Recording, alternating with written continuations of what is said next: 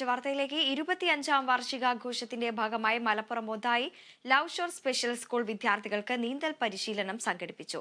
ജന്മനാലുള്ള വൈകല്യത്തെ തോൽപ്പിച്ച് നീന്തൽ മത്സരത്തിൽ ഒളിമ്പിക്സ് നേടിയ അസീം വെള്ളിമണ്ണ ഉദ്ഘാടനം ചെയ്തു.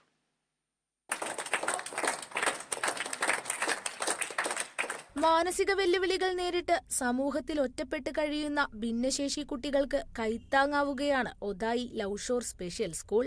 കോഴിക്കോട്, മലപ്പുറം, വയനാട് തുടങ്ങി സംസ്ഥാനത്തിന്റെ വിവിധ ജില്ലകളിലുള്ള ഭിന്നശേഷി കുട്ടികൾക്ക് ആവശ്യമായ വിദ്യാഭ്യാസവും തൊഴിൽ പരിശീലനവും കൗൺസിലിംഗും സ്കൂൾ സൗജന്യമായി നൽകുന്നുണ്ട്.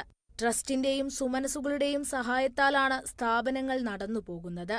സ്കൂളിന്റെ 25ാം വാർഷികാഘോഷത്തിന്റെ ഭാഗമായി കുട്ടികൾക്ക് വിവിധ പരിപാടികളാണ് ഓരോ ദിവസവും നടപ്പിലാക്കിക്കൊണ്ടിരിക്കുന്നത്. അതിന്റെ ഭാഗമായാണ് നീന്തൽ പരിശീലനം സംഘടിപ്പിച്ചത്.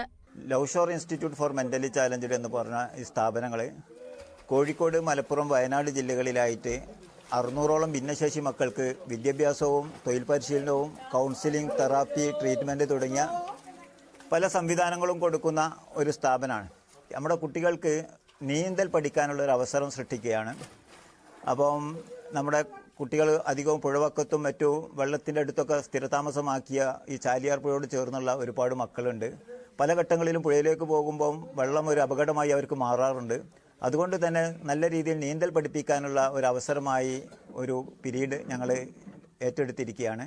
അതിന്റെ ഭാഗമായിട്ടാണ് ഇന്ന് ലവ് ഷോറിലെ കുട്ടികളെയും കൊണ്ട് ഈ സ്വിമ്മിംഗ് പഠിക്കാൻ വേണ്ടി ഇവിടെ എത്തിയിട്ടുള്ളത്. ഗുജറാത്തിൽ നിന്നെത്തിയ ഗാന്ധി പിൻഡോറിയ, സഞ്ജയ് ബായ്, ജയ്പാൽ, ധർമ്മേന്ദർ പട്ടേൽ എന്നിവരുടെ സാന്നിധ്യം കുട്ടികൾക്ക് ആവേശമായി.